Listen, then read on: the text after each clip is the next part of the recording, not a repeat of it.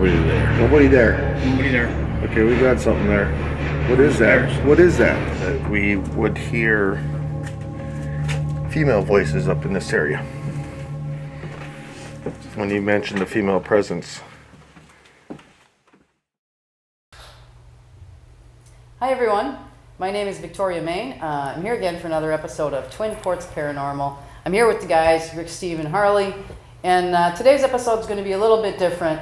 The guys, they lost their fellow investigator and friend Ron Thompson recently, so today's show is going to be kind of a tribute to Ron. So let's start with how Ron came to the group and how you guys connected with him. It's kind of a funny story because I was working at my father-in-law's garage, and he used to deliver parts for Auto Value. So I'd go in and we'd sit and talk, and I was wearing a TPP shirt one day when I walked in.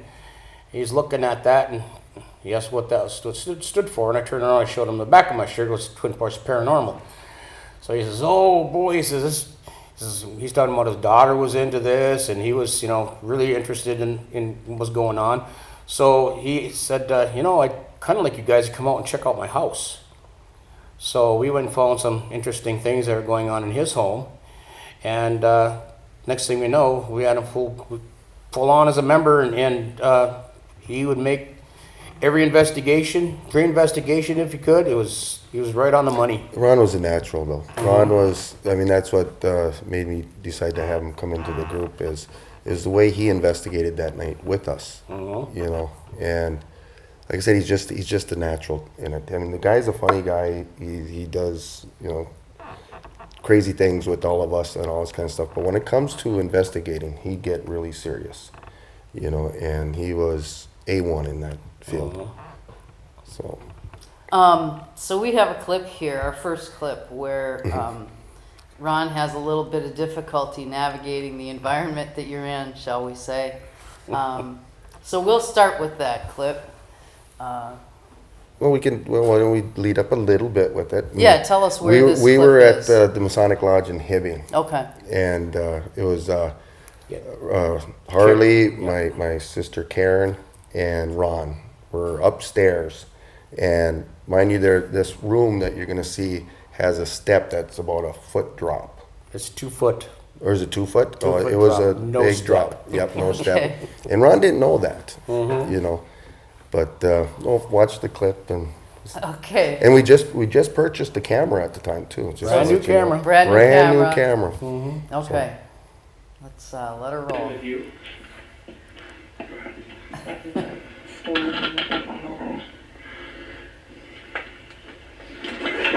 Hey, Ron? Ron, are you okay? Yeah.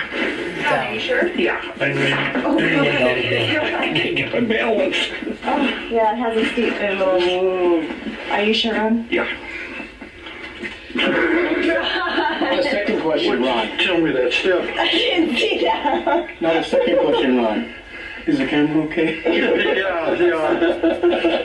Honest to God. Oh, Ron, are you sure? That's funny. Like a phone.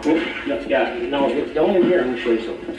Ron. And I'm not gonna get you back there all alone. Don't worry. No, but I was making sure Ron does. I ain't going nowhere. No, this guy It was that so Grandmaster in comical. 1915 was He steps off into this room, which was actually a big fan room, a ventilating room for the whole building. And like I said, I forgot to tell him about that drop. And we were just sitting there, and all of a sudden we could hear this clashing and banging going down. And it gets down to the end where, Karen's all worried about him and everything. Of course I was too. But once we knew he was okay, I just couldn't resist. I says, well, I'm glad you're okay, Ron. Yeah. I says, well, is the camera okay? And he just... No, didn't you say Ron didn't even want me to know about that right away? Yeah. But he knew I was going to view the... Right. Well, see, that was just it. He says, I didn't tell Rick about that, did you? I said, oh, no. Yeah. He'll find that out on his own.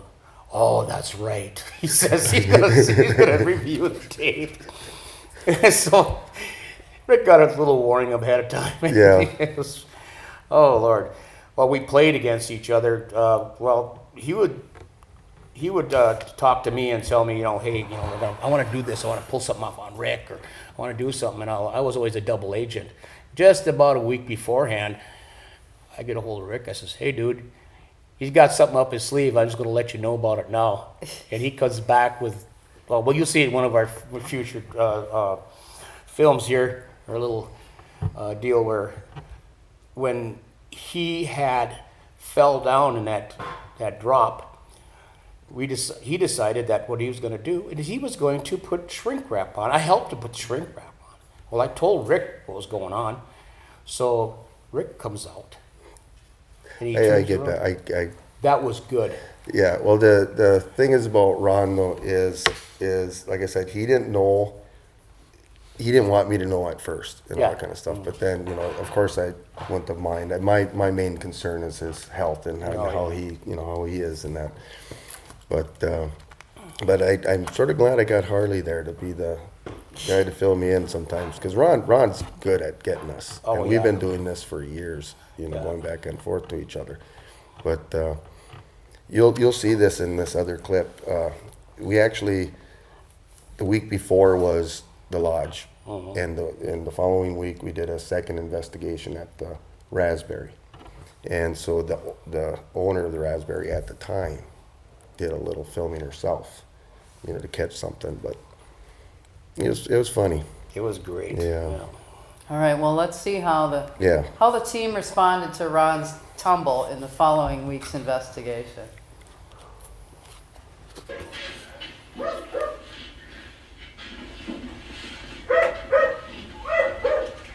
Hi, Rick. Hi. Come on in. How's it going, Jay? Yeah. Nice to see you. Bring the camera. We got Princess over here. Filming here? Yeah. Be right back.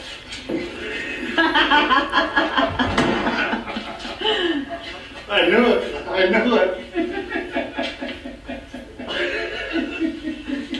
think you only referred to I knew it. You look I already comfy. thought Comfy you in might that have thing? said something. No, he didn't know You yet. comfy in that thing? You look safe. It's There you insulated. go, once you Yeah. came in. Yeah. I feel like I'm in a straitjacket though. Good for you. What's he got now?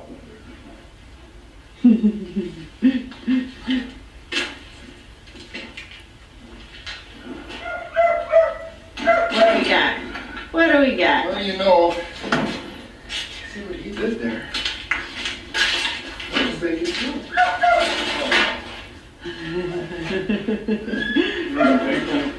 I got the bubble wrap. Oh, you bubble wrap the camera.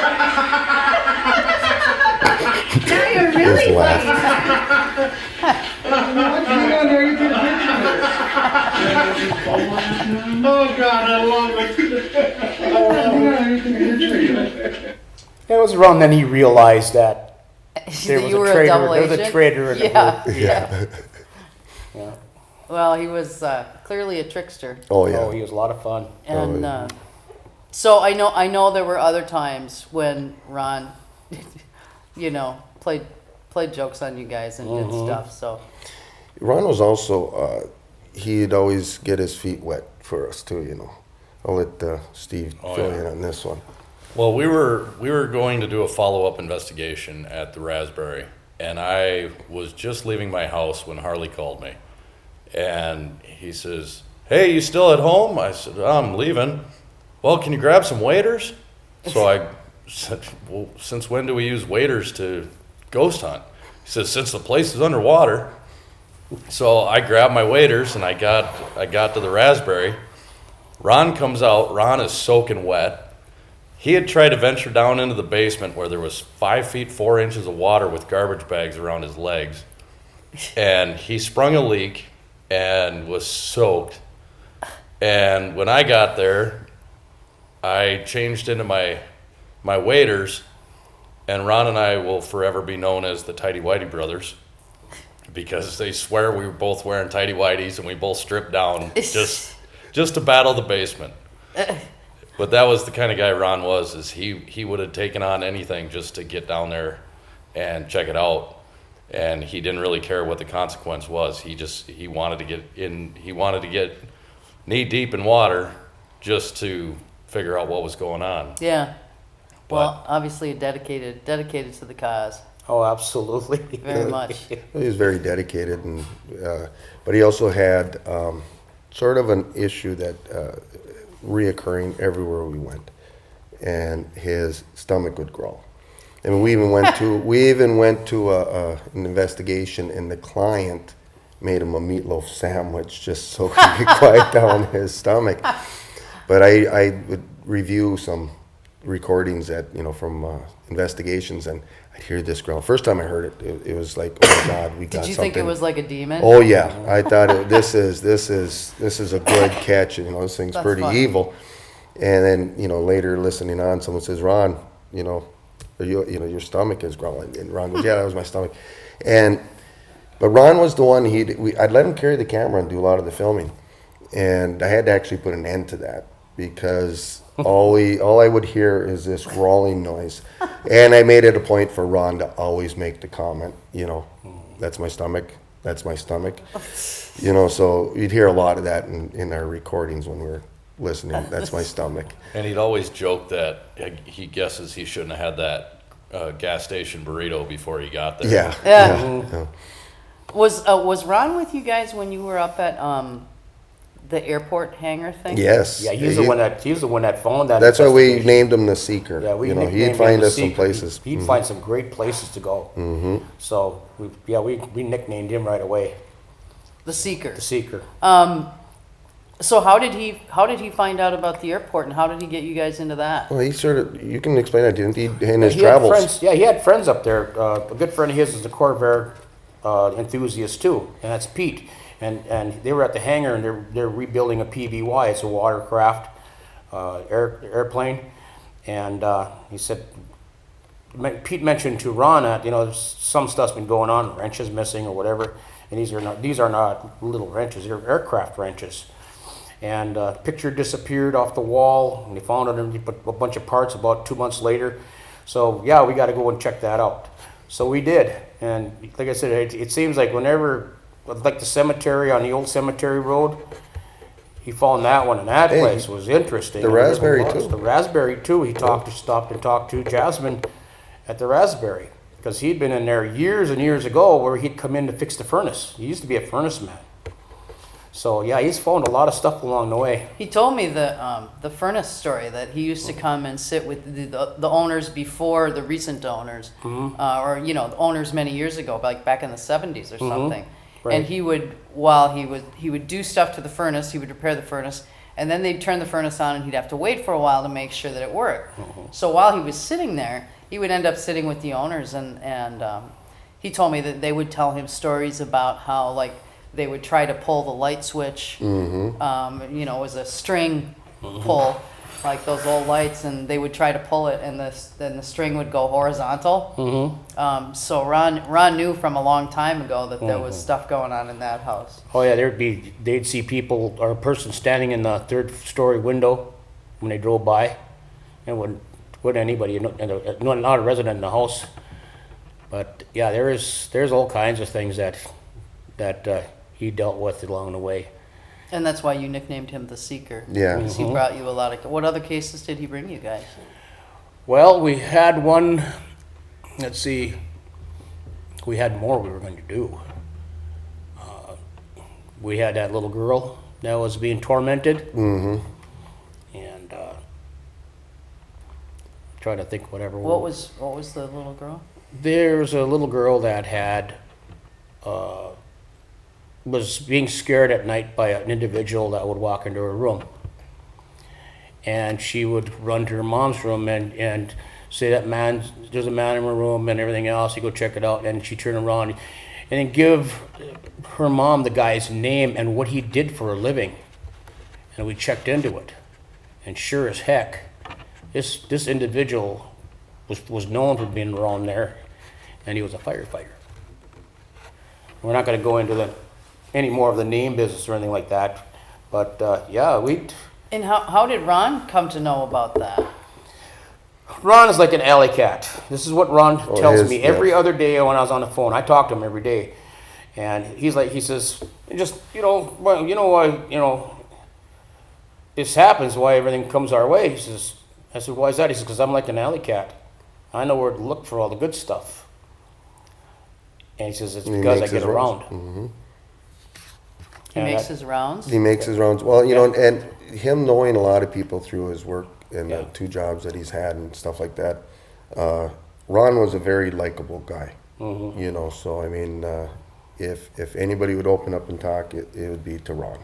You know, so we'd get things and he'd send us their way. You know. Yeah, but anyway, this firefighter had passed many years before, many years. So it was like, how did we stumble into something like this? Yeah, and that was one of, you know, I always say I have favorites, but that's one of my favorite ones because the end result was, you know, we were told by the mother that, you know, God bless you guys. You know, it's like my daughter now can sleep in her own room, you know, and this entity or this person is no longer there. You know? You'll see in the presentation that Rick had made for dedication to Ron, which we're standing on that little girl, and she had a Twin Ports Paranormal shirt. Ron gave her that shirt. Yeah. So she'd have her guys. She called us this, yeah, her ghost guys. Her ghost guys. Yeah. So. I think I call you that myself. Yeah, the ghost Yeah, I guys. think you Got my have. ghost guys. Yeah, I think you have. Yeah. But yeah, it was. He was quite the character. He knew a lot of people, just tons of people. So. Really outgoing guy. I mean, the first time I met Ron was at the Raspberry Inn, and literally as soon as I got out of the car and started to approach the building, Ron came running up with his arms out and said, you know, give me a hug. And I had no idea who he was. But of course I hugged him. 'Cause, Yeah, you know, Ron was a why hugger. not? He was a hugging. He hugged everybody. Everybody. And that was, you know, when the Fox News team was there doing. Oh, except for one time he didn't hug somebody. Yeah. We were going up to Hibbing, and it was our second run back up for the reveal. And we walked in, and Sammy was there, you were there, I was there, you were there. And he walks in the store with Sammy. And here's this young man behind the counter. And he's talking, joking, like he normally does, and he goes to walk out. And I walked out with Sammy behind him, and I says, Ron, you didn't give that guy a hug. He said, well, I do have my standards. And Sammy goes, since when? Yeah, because, I mean, we were in that same store a while Oh, ago, yeah. and there was another person there, and he gave that person a hug. Yep. You know. He's a huggy guy. Yeah. Yeah. Oh, He he tried hugged to everybody. he tried to give her a hug inside the store, but it didn't happen. So we were standing outside, and all of a sudden she comes around the corner. Okay, I'm ready for the hug. And he ran right over there, gave her a huge hug. Yeah. Yeah, really a friendly, outgoing guy. He was a good guy. Never did pull anything stupid. And, you know, we talked many, many times when, you know, I like to joke around. I like to do this, like to that. He says, you know, but I really love my wife, Kathy, and I'd never do nothing to, you know, destroy our marriage. Never. He told me that I don't know how many times, but yeah, he had a great love for his wife. And, yeah, we discussed a lot of crazy things. Mm-hmm. So. Well, and obviously, you know, she, you know, had no problem with him going out and enjoying his hobby, which was clearly looking for stories and looking for problems for you guys to go address. So. And he'd always give his 100% too in the investigation to help these people out too. Matter of fact, one time she went to the Raspberry, she came along. Kathy come to a Yes. Oh, okay. investigation. Mm-hmm. Yeah. So how long was Ron with you guys? How many years has it been? Almost from the beginning. It was our second investigation. We did Dallas, and then we turned around, and next thing you know, we had Ron. So it was right at the very beginning. I mean, he was there pretty much from the start. Yeah. So when was that then? Like. Well, it'd probably be about 2 years and 10 months at the time. Yeah. Well, let's see. Now it's May. Well, it's longer than now. It's almost. It'd have been 3 years. May. 5 months. Yeah, somewhere on there. Okay, so I got a question for you guys. Now this is, I haven't planned this question, but I'm going to ask it anyway. Okay, so Ron has passed on now. And so as you guys go forward in your investigations, if Ron was going to communicate with you, Oh, he's going to do it then. and I have no doubt that he will, How do you think that will happen? It's already happened to me. I called his wife Kathy, I just want to see how she's doing, and I told her, says, message, send me your phone numbers and everything so I can call, at least see how you're doing once in a while. And she said good, and everything's good. We hung up our phones. I put my phone off the side. I was at my computer, and she put her phone off the side, which she was at her computer, and my phone rang. And I pick it up, and I'm looking at it. It says Kathy Thompson. Well, and at that time that my phone was ringing, hers was ringing, and it showed my name, Harley, on there. So I said, hello, and she goes, hello? I says, is everything okay? She says, didn't I just talk to you a minute ago? I said, yeah, he's at it already. So yeah, Well, Ron did say he's going to get us each individually in our own little way. So I'm not sure what his plans are with me Okay. yet, but I'm sure it'll come. He also made a promise that he will be with us on investigations even when he's gone. So maybe in the future we might have some evidence of Ron. That would be really interesting. Yeah. Well, I don't know about these guys, but last night we did a pre-investigation, and I felt like Ron was with me Yeah. throughout the pre-investigation. I was running the video camera, which was always Ron's job. So by me running it, I felt like he was kind of riding with me, and it was a really comforting type feeling. And he was being nice to you then. Oh, he's always been nice to me. He hasn't joked around with me as much as he has with you guys. Yeah, but he did like Steve. He really did. Oh, those two got along. So he thought that was really great. The way he investigated and did things. He always complimented. To me, he always complimented Steve's work. And Ron was one of the nicest guys you could ever meet. I don't think he had a bad bone in his body. I mean, he's always looking to get you to laugh. You always knew that he had your back no matter what. And if you were having a bad day, Ron would be there to give you a hug and talk with you. So Yeah, my whole time I never seen the guy cranky, angry, nothing. even through his sickness, he was never Yeah. cranky. We did an investigation, and he was sick, just out of the hospital, and we at least had him watching the videos, and he gave it all until he just couldn't anymore. And then we were there for so long that he took a nap for a while, and then he got up and he went right back to it. And by all rights, Ron was sicker than a dog, and probably shouldn't have been there, but he was not going to let us down. So, Well, and I think obviously he really loved you guys, and he really, really loved what you were doing, and he wasn't going to miss a minute of it Nope. if he could possibly get himself there. So Yeah. He did feel at the time when he started doing the moniker, he said that it really it did kind of bother him a little because he really wanted to be in investigating. But there's some places he went where there's tons of stairs and all kinds of stuff. So it was, Yeah. just had to keep an eye out.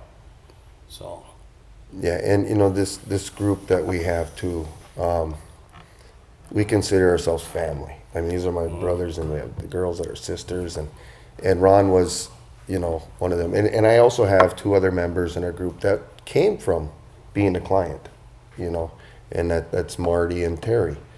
And that's how you're getting some good guys. They were there, and I really admired the way they were investigating stuff, and then asked them, and they joined, just like Ron, so we had we had a really good, well, we still do. We have a great family in this. I think you've attracted all the right people. Too, Yeah. Yep. I don't know. Everybody has their own personality, found that's each for sure. other. Everybody's different. So He that- says everybody's path crossed for a reason. Me, I just Yep. wonder how much punishment we could put up with. So Well, Yeah, I'm a true believer in it. We have one more clip, and it's a tribute that you guys put together. Yeah. For Ron. So let's play that now, and then we'll come back after that.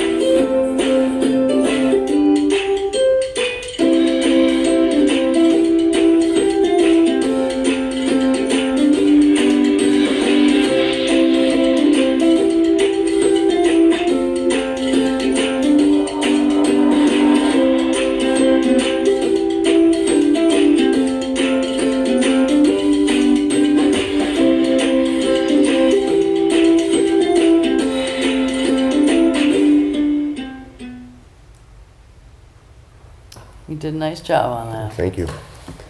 Yep. So, you know, it's a tough loss for you guys, I know. But I also feel like, you know, Well, he's going to be with us. Yeah, I have He's no always doubt going to be that with us. he'll- I know that. they'll continue to investigate with you guys. And you know, if you're ever on an investigation and you hear what sounds like a growl, I would strongly urge you to consider Yeah, that might be It's wrong. going to be tough to determine now. Yeah. I'd ran into one of our clients, Deborah, and that was where the meatloaf sandwich came in. I saw her at the Quick Trip, and she needed a quick prayer because her sister was going to surgery, and we talked, and she was really sorry to hear, you know, what happened with Ron. She just thought Ron was one of the greatest. She says, I remember when I gave him that meatloaf sandwich. I said, that bloody thing had an inch of meat on it. You know, she just. All I could do is when he does stuff like that, I used to always say, "Oh man, here he goes again." You know, just to get things going. Then Ron started laughing, and it was it was pretty cool. You know, he's gonna, even with the people that he met through us or we met through him, he's gonna be remembered. Yeah. Well, he will definitely be remembered. He will be sorely missed, but I know that, you know, he'll make his presence known. So we're going to continue on, and it's going to be good. All right. Well, that's it for us this time. We'll be back next time with an episode of the next investigation. Back to business, yeah, as usual. Back to investigating. Thank you for being with us. We'll see you next time.